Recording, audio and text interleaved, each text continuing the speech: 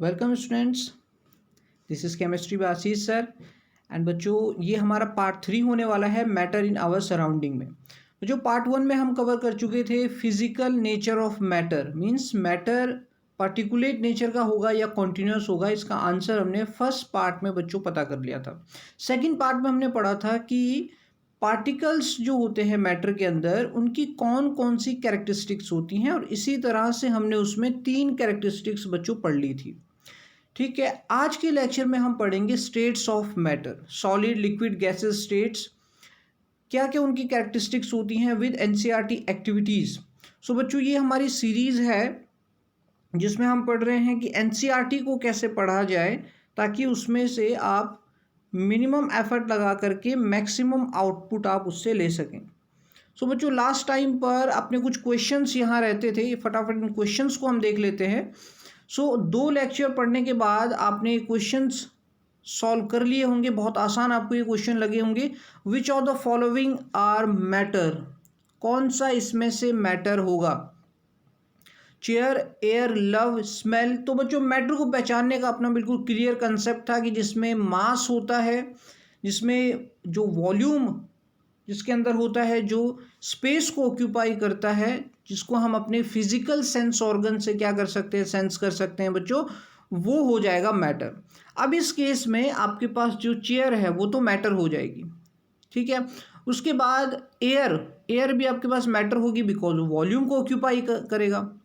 Smell, love बच्चों matter नहीं हो पाएगा बिकॉज लव में क्या है, कोई वॉल्यूम नहीं है, कोई मास नहीं है, सिर्फ वो क्या है, एक थॉट, एक वहाँ पर इसका कोई वॉल्यूम नहीं है। स्मेल बच्चों, स्मेल भी यहाँ पर मैटर नहीं होगी बिकॉज स्मेल अगर परफ्यूम की है तो वो मैटर होगी। अगर स्मेल ऑफ परफ्यूम लिखा हुआ है तो मैटर होगा, बट वो स्मेल सिर्फ लिखा हुआ है तो वो बच्चों मैटर नहीं होगा। हेट भी यहाँ पर एक मैटर नहीं होगा। आलमंड्स मैटर होंगे, थॉट भी मैटर नहीं होगा, एंड कोल्ड भी मैटर नहीं होगा क्योंकि ये भी सिर्फ एक फीलिंग है। एंड कोल्ड ड्रिंक यहाँ पर मैटर हो जाएगा बिकॉज ये वॉल्यूम एंड मास इसका होता है। सेकेंड क्वेश्चन है बच्चों अपने पास, give reason for the following observation, the smell of hot sizzling food reaches you several metre away, but to get the smell from cold food you have to go close. बच्चों, simple diffusion का concept यहाँ लग रहा है। Last lecture में हमने एक बढ़िया सी इक्वेशन बनाई थी कि kinetic energy directly proportional to temperature and temperature is directly proportional to diffusion. ये बच्चों हमने देखा था कि टेम्परेचर बढ़ाने से अपनी काइनेटिक एनर्जी भी इंक्रीज हो रही थी एंड डिफ्यूज़न भी इंक्रीज हो रहा था। तो बच्चों, ये हम लास्ट लेक्चर में इसको देख चुके हैं कि काइनेटिक एनर्जी डायरेक्टली प्रोपोर्शनल होती है टेम्परेचर के, एंड टेम्परेचर डायरेक्टली प्रोपोर्शनल होता है डिफ्यूज़न के। तो इसीलिए क्योंकि हॉट सिजलिंग फूड में जो उसकी वेपर्स आएंगी, जो स्मेल आएगी, वो डिफ्यूज्ड हो जाएगी बच्चों, मैटर वो एयर में डिफ्यूज़ हो जाएगा, और इसलिए क्या होगा, वहाँ पर आपको दूर से ही उसकी स्मेल आ जाएगी। बट क्योंकि कोल्ड फूड होगा, बिल्कुल उसमें से कोई वेपर्स नहीं निकलेंगी, सो आपको ये एक एक्टिविटी से भी बच्चों हमने समझा था, जो हमने रूम में या क्लास के कॉर्नर में हमने पिछले लेक्चर में एक इंसेंस स्टिक हमने जलाई थी, ठीक। तो अगर वो अनलिट थी तो हमें बहुत क्लोज जा कर के उसको स्मेल करना पड़ा, ठीक है। और अगर उसको हमने जला के रखा तो हम एक कॉर्नर पर बैठ करके दूसरे कॉर्नर से उसकी स्मेल को सेंस कर सकते थे। क्लियर है? A diver is able to cut through water in a swimming pool, which property of matter does this observation show? कौन सी प्रॉपर्टी बच्चों यहाँ शो कर रहा है? Diver is able to cut through water, क्योंकि वाटर के पार्टिकल्स के बीच में क्या है, वॉइड है, स्पेस है। कौन सी कैरेक्टरिस्टिक्स है कि particles of matter have space between them, उनके बीच में स्पेस होता है, उनके बीच में जो स्पेस होता है उसको वॉइड कहते हैं, एंड इसीलिए वो वहाँ पर उसको कट कर पा रहा है, ठीक। बिकॉज वाटर एक लिक्विड है और उसके बीच में स्पेस होगा। क्या बच्चों वो सॉलिड को कट कर पाएगा? बिल्कुल नहीं, क्योंकि सॉलिड में स्पेस ही नहीं होता है। What are the characteristics of particle of matter? बच्चों 3 कैरेक्टरिस्टिक्स थी, फटाफट से हम रिवाइज कर लेते हैं उसको। पहली कैरेक्टरिस्टिक क्या थी? Particles of matter have space between them. Particle of matter क्या करते हैं, उनके बीच में स्पेस होते हैं। Particles of matter randomly move करते हैं बच्चों। पार्टिकल्स जो होते हैं उनकी काइनेटिक एनर्जी बहुत ज़्यादा होती है, रैंडमली वो मूव करते हैं, उनके बीच में स्पेस होता है एंड वो बहुत स्मॉल साइज़ के होते हैं। अपनी तीसरी कैरेक्टरिस्टिक क्या थी कि बहुत स्मॉल साइज़ के वो पार्टिकल्स होते हैं। सो ये क्वेश्चन आपके क्लियर हो गए। आगे बढ़ते हैं टॉपिक की तरफ, states of matter. States of matter, आप कहोगे सर कितनी स्टेट्स होती हैं मैटर की? मैटर की बच्चों ओवर 23-25 स्टेट्स अभी तक बनाई हुई है एंड कुछ ऐसी भी स्टेट हैं जो ऑफिशियली जिनको हमने मैटर की स्टेट्स नहीं माना है, बट 20+ आपके पास स्टेट्स होती हैं। तो क्या इतनी सारी स्टेट्स हमें अपने नेचर में आसपास मिलती है कॉमनली? नहीं, कॉमनली आपको सिर्फ 3 ही स्टेट देखने को मिलेगी। कौन कौन सी? Solid, liquid and gases state. So observe different type of matter around you, what are its different states। तो आप जितने भी अभी जिस भी रूम में बैठे हैं, आप अपने आसपास जो भी देख रहे हैं वो आपको या तो सॉलिड, लिक्विड या गैस में मिल जाएगा। बच्चों plasma and boss Einstein condensate, plus point क्या है कि plasma and boss Einstein condensate भी आपकी स्टेट्स होती हैं जो कि रेयरली आपको मिलती हैं अर्थ के अंदर। ठीक है, सो अगर आप में आपके रूम में फ्लोरोसेंट बल्ब है, नियॉन बल्ब है, तो प्लाज्मा आपको मिल जाएगा। ठीक, उसके अंदर आपकी प्लाज्मा स्टेट होती है। सो यहाँ पर 3 स्टेट्स हैं मैटर की, solid, liquid and gas, and these states of matter arises due to the variation in the characteristics of particle of matter। बच्चों अब इस लाइन को समझना बहुत ज़्यादा इम्पॉर्टेंट है कि जो वेरिएशन की बात कर रहे हैं कि कैरेक्टरिस्टिक्स में वेरिएशन से ये तीनों स्टेट बनती हैं। पहली बात बच्चों ये है जो हमने कैरेक्टरिस्टिक में पढ़ा था कि पार्टिकल्स मैटर के एक दूसरे को अट्रैक्ट करते हैं। ठीक है, दूसरा हमने पढ़ा था कि पार्टिकल्स ऑफ मैटर एक दूसरे को रिपेल करते हैं क्योंकि वो उनकी काइनेटिक एनर्जी बहुत ज़्यादा होती है। अब आप कहोगे सर आप तो दोनों फैक्टर्स को बता रहे हो, दो प्रॉपर्टीज बता रहे हो जो कि एक दूसरे के बिल्कुल अपोजिट है। ठीक है, आपने यहाँ पर क्या सोचना है कि एक तो हम कह रहे हैं कि पार्टिकल्स अट्रैक्ट कर रहे हैं, दूसरे हम कह रहे हैं कि वो तो एक दूसरे से दूर भाग रहे हैं, मतलब वो तो रिपेल कर रहे हैं। सो इन्हीं दोनों प्रॉपर्टीज पर, अट्रैक्शन एंड रिपल्शन पर ही ये पार्टिकल्स जो मैटर के होंगे ये डिसाइड होंगे कि सॉलिड स्टेट में जाएगा, लिक्विड स्टेट में जाएगा, गैसेस स्टेट में जाएगा, ये इन्हीं पर डिपेंड करेगा। ठीक है, वन बाय वन डिस्कस कर लेते हैं। अगर बच्चों अट्रैक्टिव फोर्स ज़्यादा है, बहुत ज़्यादा है रिपल्सिव फोर्स से, समझ रहे हो आप, मतलब अट्रैक्शन पार्टिकल के बीच बहुत ज़्यादा है as compare to kinetic energy, as compare to repulsion force, तो कौन सी स्टेट बनेगी? जरा आप दिमाग लगाइए कि अगर अट्रैक्टिव फोर्स ज़्यादा होगी तो कौन सी स्टेट यहाँ बनेगी? यस बच्चों, बनेगी सॉलिड स्टेट। सॉलिड स्टेट बनेगी अगर अट्रैक्शन ज़्यादा होगी, बिकॉज सॉलिड्स में आप पार्टिकल्स को कैसे देख रहे हैं, जिनके पास फोर्स ऑफ अट्रैक्शन बहुत ज़्यादा है। ठीक है, अगर अट्रैक्टिव फोर्स लगभग इक्वल है रिपल्सिव फोर्स के, या तो थोड़ा सा ज़्यादा अट्रैक्टिव फोर्स है या लगभग इक्वल है, तो वो हो जाएगा लिक्विड स्टेट। क्योंकि लिक्विड में क्या होता है, थोड़ा सा अट्रैक्शन भी होता है और रिपल्शन भी होता है।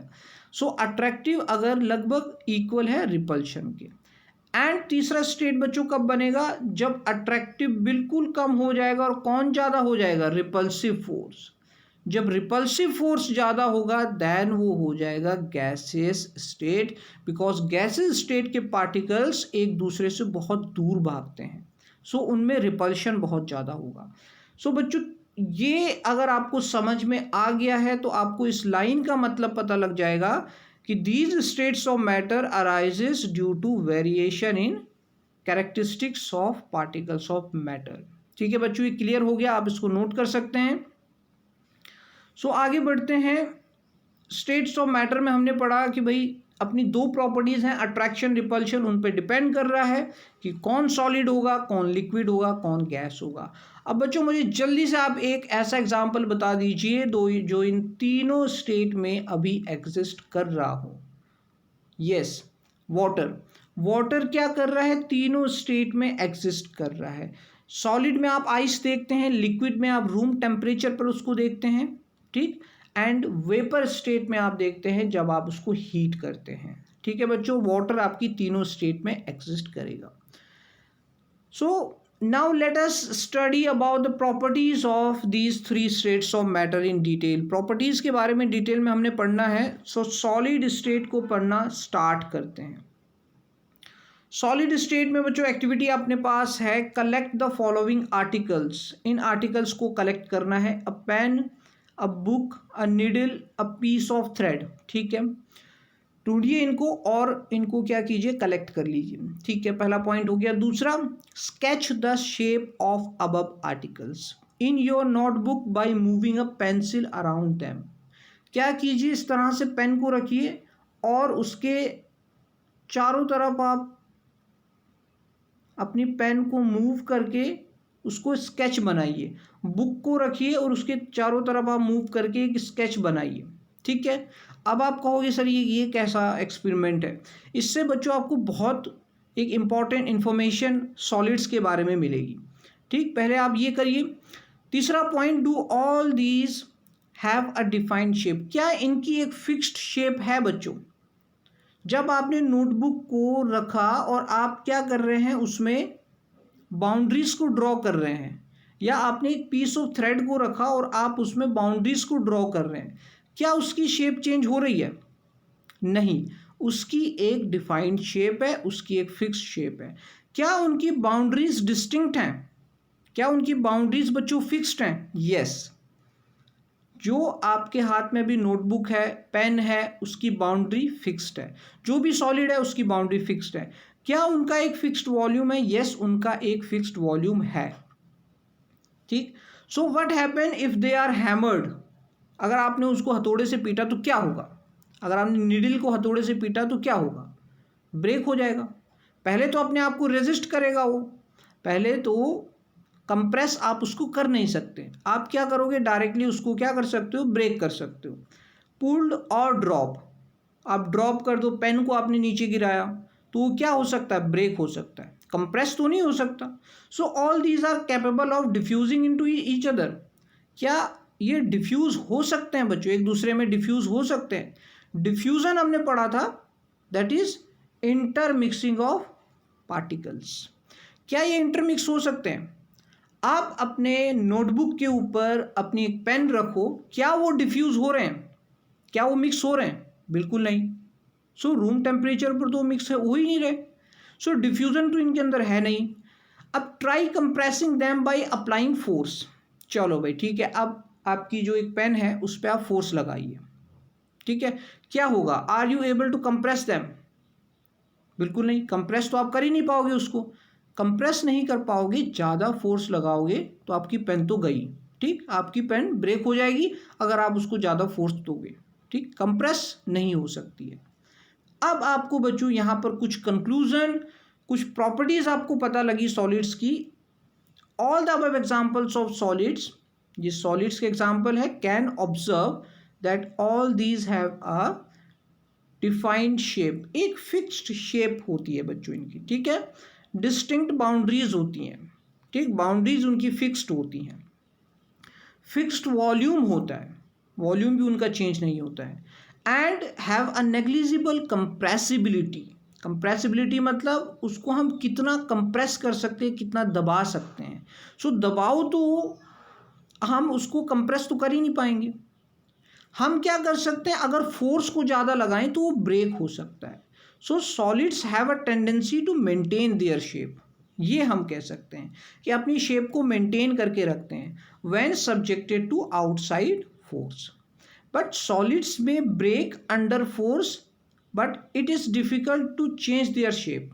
ठीक है, वो भाई अपनी शेप को चेंज तो करेंगे ही नहीं।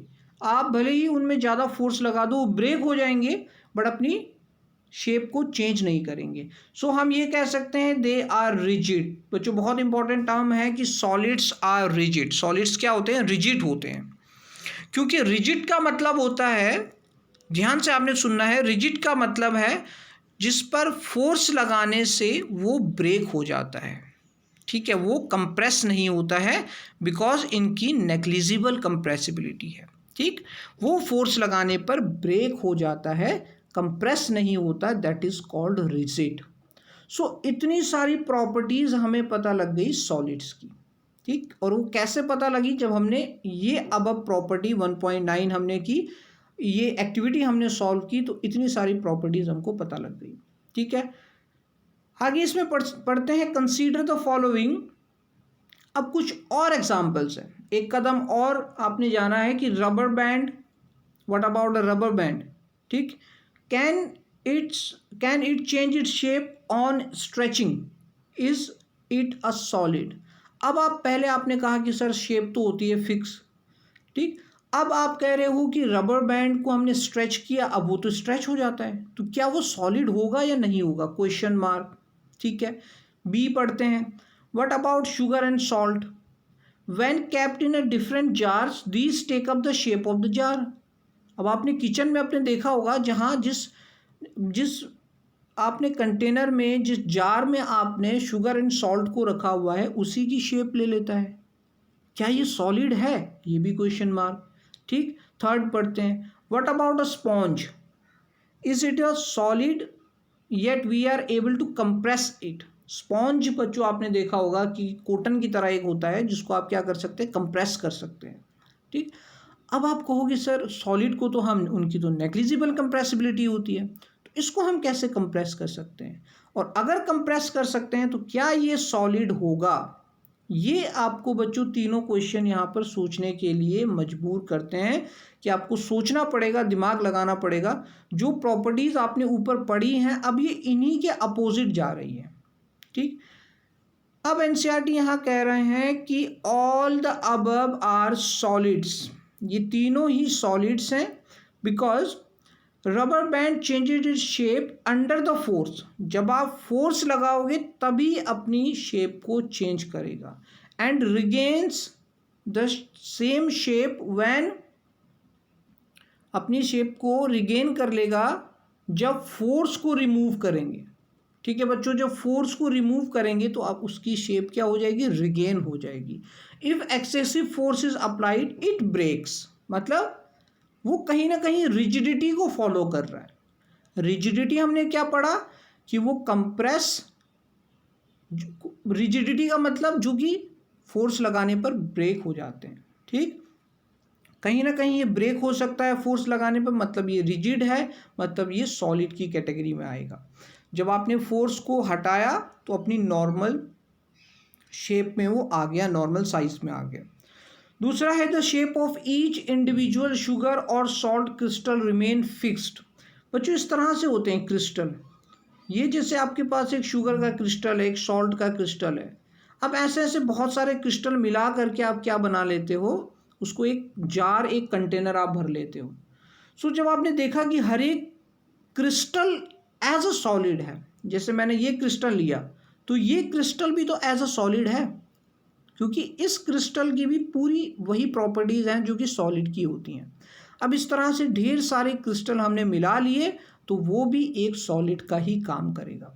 Weather we take it in our hand, put it in the plate और इन द जार, इंडिविजुअल जो शुगर का क्रिस्टल है वो तो सॉलिड ही है, ये हमने इस तरह से सोचना है। ठीक, थर्ड अपने पास है कि sponge has a minute holes, बहुत छोटे छोटे, मिनट का मतलब बहुत छोटे, स्मॉल होल्स उसके अंदर होते हैं, in which air is trapped, जहाँ एयर उसके अंदर घुस जाएगी, and when we press it the air is expelled out and we are able to compress it. एक स्पॉन्ज में बच्चों क्या होगा, मिनट होल होगा, और हम उसमें एयर जैसे ट्रैप होगी, हमने क्या किया, उसको कंप्रेस किया, प्रेस करने के बाद वो एयर बाहर निकल जाएगी, and we are able to compress it. तो इस तरह से बच्चों हम उसको कंप्रेस कर सकते हैं, बट वो अपनी ओरिजिनल शेप में आ जाएगा जैसे ही हम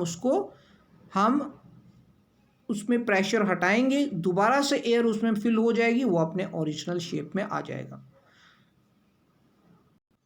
सो बच्चों ये हमने अपना ख़त्म कर लिया सॉलिड स्टेट, उसकी हमने कैरेक्टरिस्टिक्स भी पढ़ ली, एंड इस तरह से हमने सॉलिड स्टेट को भी ख़त्म कर लिया।